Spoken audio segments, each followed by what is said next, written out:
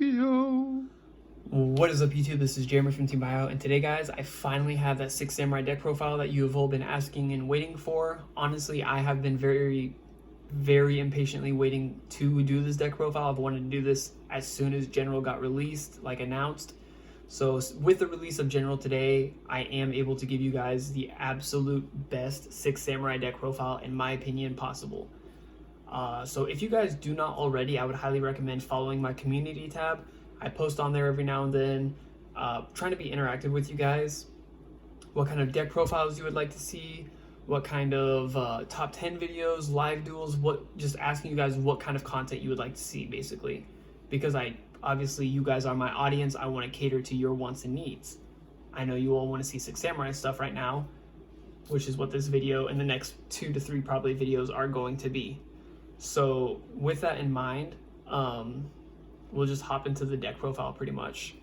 But again, follow the community tab. I did say on there earlier, actually, and you probably saw it by now by clicking on this video, this is going to be a very in-depth deck profile. It's probably going to end up being over 30 minutes long.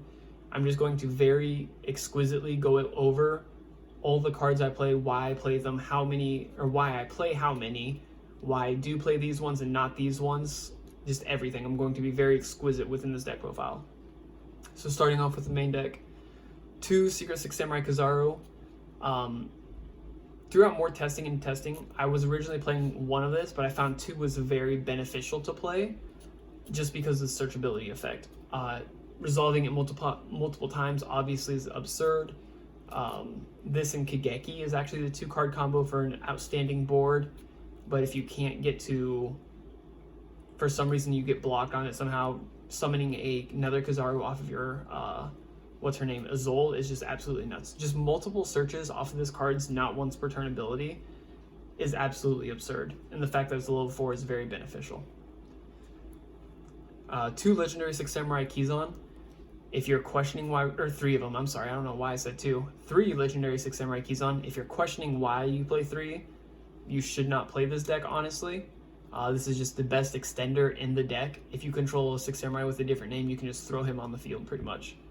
Whether it be metaphorically just throwing the card or just placing it properly on the field. Next, 1 Legendary Secret of the 6 Samurai.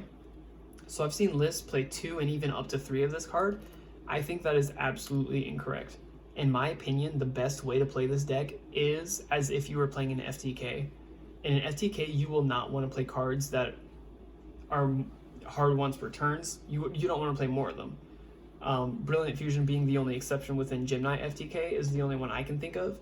But if you cannot resolve a card more than once in an entire turn, I think it is unnecessary. If you can search it, if you can easily summon it, I think more than one is completely unnecessary. If you don't know by now, its effect says once per turn. It is a hard once per turn. If you normal or special summon a 6 Samurai, or a Secret 6 Samurai, excuse me, a Secret 6 Samurai monster, you can special summon this card from your hand. It is an activated effect, so it can be responded to, but the fact that it does summon itself is just very beneficial. It does just have that one drawback of being once per turn. You can normal summon it and special summon it other ways, just you cannot special summon it off of its own effect more than once per turn. And the same theory behind that goes with Hatsume. She is the once per turn effect as well, where once per turn you can banish 2 6 Samurais from your field or graveyard as a cost to special summon any 6 Samurai from your graveyard, and it does target, which does matter because of calls like DD Crow, Call by the Grave, any of them. So this card does target, and it is once per turn, a hard once per turn, so I do not feel comfortable playing more than one of it. If she was not a hard once per turn, I would absolutely play 3 of her, but that one restriction. Because again, like I said, in my mind, we're just trying to win on the first turn by setting up our absolutely unbreakable board, so we do not need to play any more than 1, because we only want to resolve her 1 time in a duel. Next, 2 Legendary 6 Samurai Mizuho. Everyone should know this card's effect by now. You can tribute 1 6 Samurai monster, 1 face-up 6 Samurai monster you control, aside from this card. Target 1 card your opponent controls and destroy it. It's once per turn, or once per copy, but not once per turn. So if you have multiple Mizuhos, you can activate them, and that's actually kind of part of the infinite counter loop. But this card is absolutely amazing. The only reason I was playing 3 previously is because it was a Saruja Turbo into Gateway, and then now that we can search Gateway from our deck and add it to our hand for free pretty much, is unnecessary to play any more than 2, and any less than 2 is just unintelligent, to be absolutely blunt. Next is 2 legendary 6 Samurai Shinai. This goes with the Mizuho. When this card is tributed, you have to add 1 6 Samurai with a different name from your graveyard to your hand. And then they both have the effect where if you control the other, you can special summon themselves. So if you control red, you can special blue. If you control blue, you can special red. I've seen lists only play 1 of this, and I do not think that is correct at all. Just because you do, in my opinion, the best infinite loop card combo is to have 2 blues and 1 red. I feel like it's just more resourceful, and it's super searchable. You have 7, 8 ways to search it, 9 ways to search it pretty much within your Kazarus, your Rhoda, your Smoke Signal. Next up is 2 legendary 6 Samurai Kigeki. A lot of people are questioning why I'm only playing 2 of this card, since it's an absolutely absurd normal summon. Normal summon it, special summon 1 6 Samurai from your hand. It's a really good normal summon, but again, you only want to normal summon once per turn. And that's it. That's just how it is. You can only normal summon once per turn. You don't want to normal summon your next turn because the goal is just to flat out kill them with your unbreakable board. Yes, seeing more would be nice in your opening hand, but the fact that you have 3 Smoke Signals, a Rhoda, 2 of these, you're already playing 6 of them, and then you can technically get into your combo without normal summoning with your Instant Fusion and Phantom Knights of Shade Brigading, but I just felt like more than 2 Kigeki was unnecessary. Next is 1 Secret 6 Samurai Fuma. It's a really good tuner. When Needle Fiber comes out, it's just going to make this deck absolutely absurd just because of other card texts in the deck. But when it's destroyed by battle card effect, you can special summon 6 Samurai with a different name. That's also not once per turn, so if you can loop it with red and blue and pop this multiple times, you can summon multiple times from your deck, but that's really unnecessary. It's a really good card if you somehow manage to draw 4 equipped spells in this. You can set it and pass and it'll float, but it's not going to happen too often, I promise. More than 2 is unneeded just because Summon Sorceress isn't legal, so we can't give them to our opponent, pop it, recur it, do all that crazy shenanigans. So 1 is just the perfect amount. And besides, we play 1 more tuner, being Sheehan Squire. I was never playing this prior to this build, prior to General coming out, but especially when Needle Fiber comes out, this card is absolutely broken, guys. You can revive it off Gateway. That's pretty much enough said. You cannot search it with your Smoke Signals, but you can search it with your Rhoda.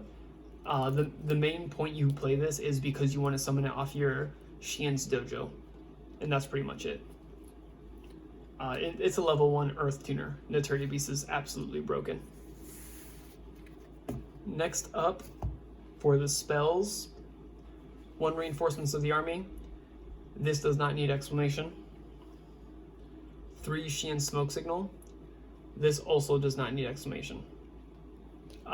Searching your cards is really good, is what I've heard. Following that is actually 3 Into the Void. So a lot of decks that like nowadays you've seen probably playing Into the Void is because it's such a good draw card. It's just a free draw. It's pretty much Upstart Goblin minus giving your opponent 1,000 attack. But you do have to be cautious with this card because of extra deck cards you play. It can conflict with that, so you have to be careful pretty much at the end of your turn with what you add off of your Gateway, because at the end of the turn, you do have to discard your entire hand. Next up is Equip Spells 1 DDR. This is the most broken equipped spell in my opinion. You discard a card, special summon 1 of your banished monsters. Its effects are not negated. That is the main thing. So if I can only send 3 equipped spells, I'm not going to send this one. I'm going to send any of the other 3 that I play. And this is just the best equipped spell to draw just because of that being able to bring a monster back from your banished zone. So that's why I play it. Next, One Living Fossil. This is the second best equipped spell.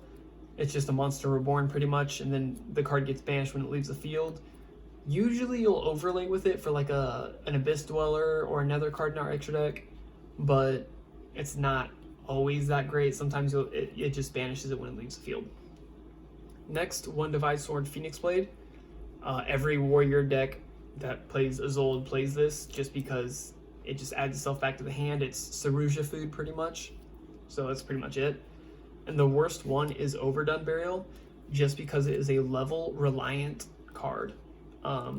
If you randomly have it happen where you draw this and let's say another card in our deck called Exchange, which I'm sure everyone knows Exchange by now. You could set this, activate Exchange. If your opponent has Nibiru, that's awesome. You can discard the Nibiru to summon any of your level monsters back, but that's pretty much it. It's just a subpar card, but it is a playable equip spell within the deck. Next, One Magical Midbreaker Field. This card is, we play this because we want to stop combo we want to keep comboing and stop combo stoppers as much as possible. This stops cards like Infinite Impermanence, Effect Veiler, Sky Striker Widow Anchor, Ghost Ogre from hitting our monsters and destroying them randomly, which I don't know why they would Ghost Ogre it, but it's whatever. They should save that for Gateway. But this card is absolutely amazing in it. You do have to keep in mind that the first words on this card says activate this card at the start of your main phase 1 or 2. This has to be the very first card you activate. You cannot activate Smoke Signal and activate this. You cannot activate Terraforming, which is why we do not play Terraforming. You cannot activate Terraforming, search this, and play it. It does not work like that. This has to be the very first card you activate in the duel. But it is a very good protection effect. Next is 3 Exchange. We do play 3 Exchange just because we do want to look at our opponent's hand, see what hand traps they have, see if we can play around them. Obviously Nibiru is a big one. It's not as difficult to play through Nibiru as it is to play through something like Impermanence, Effect Veiler, or Ash. We do have the Call by the Graves for the Ash and the Veiler, which I will pull out right now, but getting rid of that Impermanence is honestly the biggest thing, just because we can't Call by the Grave it. So 3 Call by the Graves as well, obviously. Combo decks. Next, 1 Gateway of the 6. If I could play 3, I would. If I could play any more than 1, I absolutely would. But Konami has kept it limited, which it's whatever. Can't complain too much. Gateway's broken. Try to protect it. Hold on to your Call by the Graves if you can for that random Ogre that someone's playing, or a Droll Unlock. Next is 3 Xian's Dojo. This card is really good because it holds counters and it special summons from the deck. That's pretty much it. One of the great things about Dojo is because it can hold counters, it does not have a cap on how many counters it can hold as well. It can also summon 6 Samurais or Xian effect monsters, which, if you guys don't remember from earlier, we do play the 1 Monkey Xian Squire. It can summon Xian Squire from our deck, which is really good because that helps get us into our Naturia Beast plays, which wins against Sky Strikers, which is obviously a really good deck. Oops. Next up, Extenders, 1 World Legacy Succession. It's just really good and it's searchable off of our IB. 1 Instant Fusion. It's just a free extender, and my logic behind Instant Fusion is you never want to play more Instant Fusions than you do Instant Fusion targets. The reason I say this is because Instant Fusion literally just says you can only activate it once per turn.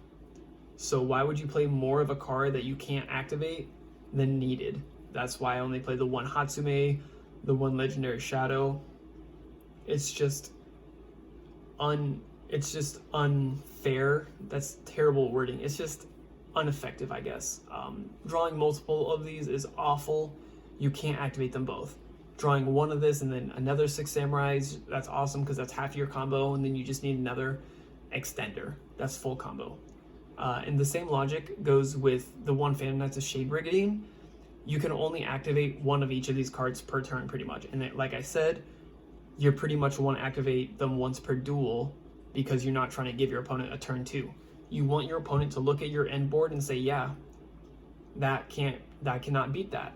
That is the whole point of 6 samurais and how their playstyle, in my personal opinion. So right now I'm going to go into a bit of detail on why I play these specific ratios and cards that I do not play and why I do not play them.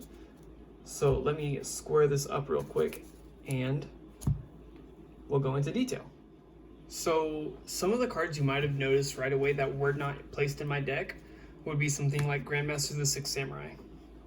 The reason I do not play Grandmaster is because yes, he's an absolutely amazing extender. However, he has that drawback where you have to have the Six Samurai on field to special summon him. If you open him and no other Six Samurais, he's not very beneficial. And you can only control one of him a turn. As well as with that is his level is not convenient. He's a level 5, which I personally just find very inconvenient. So for those reasons, I don't play him. His level, his attribute also sucks. The fact that he's an earth monster, so you can't search him off of like Kizaru. If he was like any other attribute, I would honestly consider playing him. But because of his level, his attribute, the condition that he has to have another Six Samurai on the field, which honestly isn't too difficult to get, but it's too much of a risk for me to feel comfortable with playing, I do not want to play him. Another card you noticed would be Six Samurai United. This card is way too heavily reliant on other Six Samurai cards to work. Yes, Dojo and Gateway is the same way, but Dojo in 1/6 Samurai is infinitely better than United in 1/6 Samurai, because Dojo in a 6 Samurai is halfway to your combo, while United in a 6 Samurai is a break even because you're only drawing one card. I just don't feel like that's a fair advantage or disadvantage, whatever you want to call it. It's just not beneficial enough for you to throw into the deck. And besides, we have other draw cards like our Into the Voids. We have Sarujas in our extra deck. It's just a subpar card, which makes me heartbroken because I love United. I have 3 playsets of Super Tournament Pack Uniteds, and I don't play any of them. The final card would be Temple of the Six. You saw that I didn't play this card as well. I feel like this card is absolutely suboptimal. Because we are already playing another field spell, being Magical Midbreaker Field, playing this with it is just not amazing. And the fact that Temple of the Six does absolutely nothing for the 6 Samurais other than hold counters, while Dojo does progress the game state by giving you counters and potentially letting you summon a monster from our deck. All Temple of the Six does is give you counters and lower your opponent's monster's attack by how many counters. Yes, you could technically put 1 million counters on this card and all of your opponent's attacks, all your opponent's monsters attacks would be 0 unless they clear this card. But I just feel like it's not progressive enough. It's not giving us any advantage playing this. I would just much rather have our Dojos, our Gateway, and that is it. Our Battle Shogun can even hold counters. I just feel like it's unnecessary to play anything more than just Dojo, Gateway, and Battle Shogun. Other cards that I was testing with would be something like, what's that card called? Junk Forward, Photon Thrasher, and Terratop, I guess? No, Terratop was with Invoker. Yeah, it's just pretty much Photon Thrasher and Junk Forward. Blue Mountain Butterspy, that's the card. I just felt like those were unnecessary because they were too heavily reliant on us drawing into more warriors, and by themselves, they didn't do anything. Yes, Junk Forward can summon itself, unlike Photon Thrasher. Photon Thrasher, you can special summon it if you control no other monsters. The same with Junk Forward. However, they have Photon Thrasher has the drawback where you cannot normal summon it. So if you draw multiple Photon Thrashers, you're kind of boned. Junk Forward, you can normal summon it, but without Invoker, it's not as great. And yes, you can make a Zold, but that's 2 dead cards that were in your hand that will not extend. My reason behind not playing Blue Mountain Butterspy is because it does have the potential to miss timing if you open multiples. So let's say you normal summon, I guess your Kizon, and you have 2 Blue Mountain Butter Spies in your hand, you can only activate one of them because it has to respond directly to the normal summon of a monster. So you cannot activate 2 Blue Mountain Butter Spies in the same chain. You would have to normal summon again. There go, making it very not proactive. So I wouldn't want to play one of each of these cards because on their own they are good, but they're not great. I felt like this current list is just better without them. Enough with the main deck though. We will go into our extra deck, and I think this is the best extra deck I could build at this current time. This is, I believe it ends on 7 or 8 negations along with an Abyss Dweller. Obviously 4 of those negations are within the Appaloosa, but it's still a negation. Anyways, we do play the 1 Borreload Savage Dragon. It's just free, easy to make, so why not play it? Along with this is you can also get it to be a really big beefcake with your Sarujas. We do play the Saruja package, obviously, like Saruja's broken. You can get this card up to 4,700 attack by equipping with a Saruja under a Saruja. 4 negations on it is also really good. Next is 1 Legendary 6 Samurai Shion. You do need to play this no matter what. Like, I know Gokis didn't play any of their monsters, but those were bad. This card is still decent. I'm not saying Shion is absolutely broken, but he is still good just because that spell negation against stuff like Sky Striker, Orcus with their field spell. Obviously nothing can stop their counter trap except for another counter trap, but you know, at that point you just whatever. Shion is needed though, because he also is a 6 Samurai monster that you can gain counters from summoning on your gateway, on your dojo, on your battle shogun. Next is 1 Ib. She's really easy to make. She's generic. It's good. She searches your World Legacy Succession, and she is a tuner, which obviously does help you go into your Borreload Savage plays. 1 Naturia Beast. Obviously, since I'm playing the monkey, the Shion Squire, you do want to play this. This is just a blowout against like rogue decks, against stuff like Sky Striker, anything that plays like Demise, Dualities, blow against True Draco. Yes, they can pop it with their traps or attack over it, but you actually most of the time summoning this under a Saruja, so you can negate their diagram, which is just really good. And then milling your cards isn't that bad because they're only starting with 6 cards in their hand, 12 cards to negate 6 spells. Then you still have Shion or Borreload Savage, Herald of the Arclight, which I'll bring out now. You have so many points of interaction that you will not mill yourself out with how many negations you have. But Herald of the Arclight, this card is absolutely a blowout against Orcus, against any graveyard reliant deck that will play something like Foolish Burial Goods, because it has the effect that everyone always forgets about. Any monster or card, I can't remember exactly off the top of my head, but monster's like the main important part. Any monster that's sent from the hand or the deck to the graveyard is banished instead. Everyone forgets that effect. So they're like, okay, I'm gonna normal summon my Mathematician and activate its effect. And you say, that is absolutely fine with me. Banish whatever you want from your deck. And that's it. They forget. They're like, oh, can I take that back? Like, at a regional? No. Like, at a locals with some friends? Probably, maybe, yeah. But at regionals, YCSs, nationals, high-level tier events, you are not... yeah, that's not going to slide. People always forget about that just because the only thing they think about with Herald is ritual decks. They forget that it has an actual good effect instead of just searching ritual cards. Next up is two Saruja Skuldread. You don't even need to play 2, honestly. You need to play 1 at the minimum just because it's part of a combo. But I do play 2 because of some side deck spice that I tech. I don't want to go over my side deck just because I want to see how it performs at a regional, on a regional level. But I do play 2 Saruja just because it's so easy to make in this deck. It's absurd. 1 Appaloosa Bow of the Goddess. I really wish I had the Prismatic, but we'll take a secret. Being able to set up 4 negations is really good. Obviously, you're not going to want to use any of these negations on dangers just because it negates the effect. It does not destroy it.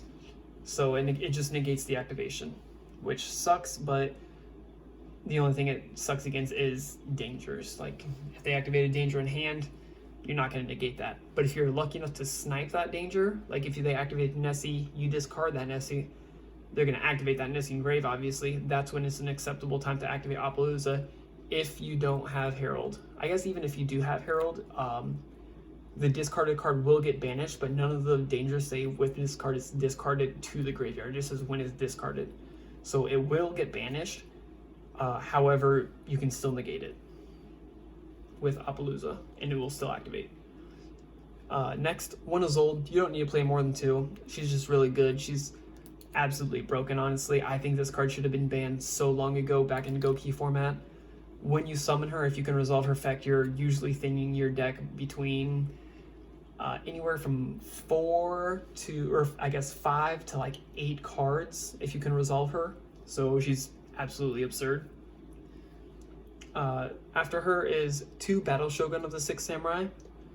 When I first heard this card was coming out, I saw the effect saw the line once per turn on it.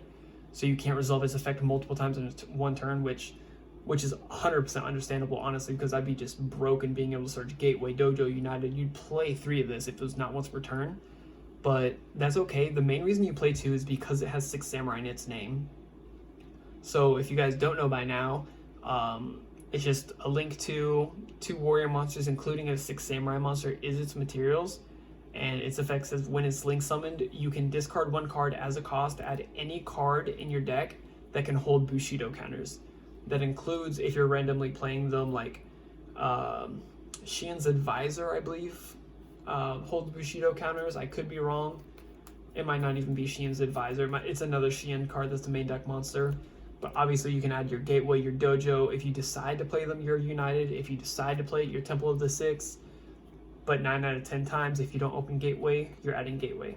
And you do need to play 2 of these just because you do need to play 2 in the 2-card combo for an absolutely absurd field, which I will go over later. So 2 Battle Shogun of 6 Samurai is absolutely needed. Next is my 1 extra deck flex card. So I'm not saying flex like I'm flexing on these fools, but I'm saying flex like it could be a different card if you want it to, is Shadow of the 6 Samurai Shien. So the only reason I play this right now, honestly, is because of Nibiru. Sometimes you can summon this on your 5th or earlier summon, depending on your hand, and that'll single-handedly out Nibiru, just because it is a 6 Samurai monster. It puts counters on other cards, and it also is a Shien effect monster, so you can revive it with Gateway. And since that's 6 Samurai, you can special summon your Kizans, link into a Saruja, get more material. It's just really good for that. If I was to change this card out for anything, I think the only thing I could, off the top of my head, would be, what is that card called? The Synchro 7, F.A. Dawn Dragster.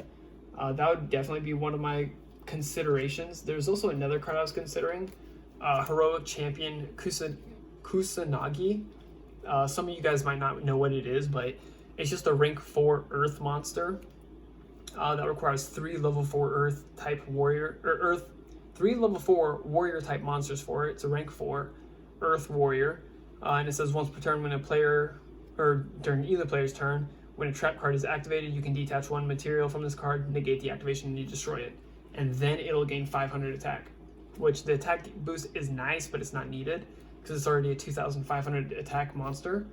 The only reason I was considering playing this would be for something like Altergeist, Subterror, True Draco, just trap back row heavy decks. But in the long run, I did decide to go with Shadow of the 6 Samurai just for extending over combo, because right now the main trap card that we can't beat, or we can't respond to, is Orchestrated Return, not Orchestrated Return, whatever the Orcus trap card is. I can't remember off the top of my head. Someone comment down below. But we cannot respond to that, and that's the main reason I do not play the Heroic Champion Kusanagi.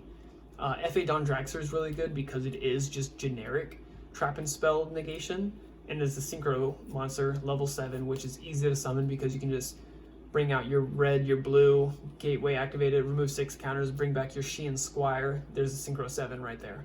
It's pretty easy. The only reason I do not play those as of now is because they're both a light and a dark monster. F.A. Dawn Dragster is a light monster. In Heroic Champion, Kusanagi is an earth monster. I don't know why I said dark earlier. But those are potential for super polymerization. The end board with this new build is 100% not breakable by super polymerization unless they commit a monster to the field. The reason I say that is every monster that we summon on our end board is a different type and attribute than everything else that we control. So we do not play 2 darks in the same field. We do not play 2 dragons, 2 warriors. It's all over the place with the types and attributes. Until they come out with a super poly target that says 2 monsters with different types and attributes, then we're kind of screwed. But we're completely freed from Starving Venom Fusion and the other bigger super poly fusion target because we don't play any fusions in this deck. And we're completely free of Mud Dragon because nothing's the same type and attribute that we end on the field. Anyways, continuing. 1 Abyss Dweller. This is just a blowout against Orcust. Really good. 1 number 60 Dugaris Timeless. Excuse me. But you do not use the card's effect to detach 2, draw 2, and discard a card as often as you do as detach 2, special summon 1 back from your graveyard, and skip your next main phase 1, because you don't really need to worry about your main phase 1 because of the board you end on. You can easily OTK through your opponent with such an absurd board like that. It's just being able to bring back your Kazari is absolutely broken and getting its effect again. And then the final card in our extra deck is 1 Carbanola Warrior. Oops, just bring this up a little bit. Like I said, when I played Instant Fusion, I only play the 1 Instant Fusion because I play the 1 Instant Fusion target. Yes, if we play more Instant Fusions, it's great to see them, but if we see too many Instant Fusions, it's awful to hold them. It's such a great extender or starter when seen, and when it's not seen, it's not something we're worried about because we think, oh, if I do draw into this Instant Fusion, I could just activate it because I haven't activated 1 this turn. As opposed to seeing 2, you can only activate 1, the other one's just kind of dead chilling in your hand. Yeah, it can be a bluff for setting, but it's, in my personal opinion, it's inefficient. Another card I was considering, going back to the main deck though, if I can grab this, trying to, kind of stuck on my table, there we go, is an Upstart Goblin. So, oops, as you guys probably saw in my main deck, hopefully you were paying attention close enough, I do not play Upstart Goblin, which kind of contradicts what I'm about to say because I'm afraid of giving my opponent life and time. I know it kind of contradicts Instant Fusion logic. However, if I know that I might go into time, I'm obviously not going to activate that Instant Fusion. If anything, I'm going to side deck it out because I do not want to put my opponent in the position to have more life points, give them the chance to stall out the game and win by life points because of the new time rules.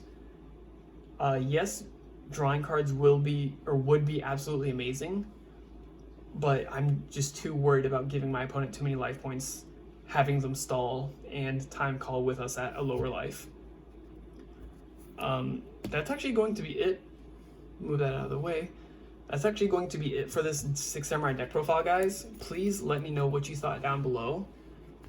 Let me know what you think of the deck. I know a lot of you have been talking about the 6 Samurai FTK decks. I can make a deck profile for it, guys, but I really do not like FTKs. And if you have to think about it this way, guys. If Konami sees that there's an FTK available, they're going to go after the deck, no matter how consistent or not it is, which in this deck it's very consistent because we have Amazoness Archer, Gaga Cowboy, what's the other one? Cyframe Lord Omega, just a whole lot of burn extra deck cards that we could easily make that even Cannon Soldier, like with Guard Dragon stuff shenanigans, it's not worth risking it. I do not want to lose another Gateway. We've worked so long and hard to try to get Gateway back off of the ban list. that I am not willing to play an FTK to put this deck in the position of getting hit again and I don't want to lose Gateway. It could make us lose Gateway. So if you guys care about Six Samurai enough, do not play the FTK. Yes, they could go after the cards that inflict burn damage. They could ban the Cyframe Lord Omega. They could ban Amazoness Archer. Unlikely that they'll ban Cowboy. They could ban Cannon Soldier. It's just not a risk I personally am willing to take. So for that reason, like, I will not play the FTK. So anyways, thank you guys so much for watching the video. Like I said, I knew it was going to be a very long video. I think we're at like between 35 and 40 minutes at this point. Thank you guys so much for watching the video. Thank you for listening. If you listened the whole way, I really do truly appreciate it. I really hope none of you guys did skip through it real quickly, just see the cards. I hope you listened and understood and kind of chewed over like my thoughts. That's terrible wording. Just thought about my thought process behind building this deck. I really genuinely hope you guys enjoyed the deck profile. Coming soon will be a test hand and combo tutorial. I want to say, how about we do this? We make a deal. If this video can get 500 likes, which I've seen some of the likes that you guys have put on this on some of my videos, if you guys can get this video to 500 likes within an hour of hitting that 500 like mark, I will post a combo tutorial and test hand video. So thank you guys again so much for watching the video. Remember to like the video, comment down below, subscribe to the channel, share the channel with your friends. Tell me what you thought of the deck, guys. I'd love to hear your feedback. I read all the comments. I don't reply to them always, but I do try to read them as much as possible. So thank you guys again so much for watching the video, and I will talk to you later. Peace. Recognize when I wreck a mic, leaving all y'all mesmerized. Killing instrumentals, but nobody wanna testify. In his prime, I think someone better check the guy. Always spitting heat, the beat gon' be hard to identify. Stress minds and wreck mics and leave with the best lines. My sex life is great cause I spit like a Tech 9. Stomp competition, beat them with the lead pipe. Sleep on you rappers just like it's my bedtime. You already know that old big bro from the west side. Got you hoes smoking on my flow like a meth pipe. Forever cold, I'll eat your soul like a death site. Headed to the top, shining brighter than a headlight. You better recognize, I'm about to go off, putting on a show and I ain't even trying to show off. Here's the red dot, the shot, and kill Rudolph. Call me James Bond, cause I killed it with a suit on.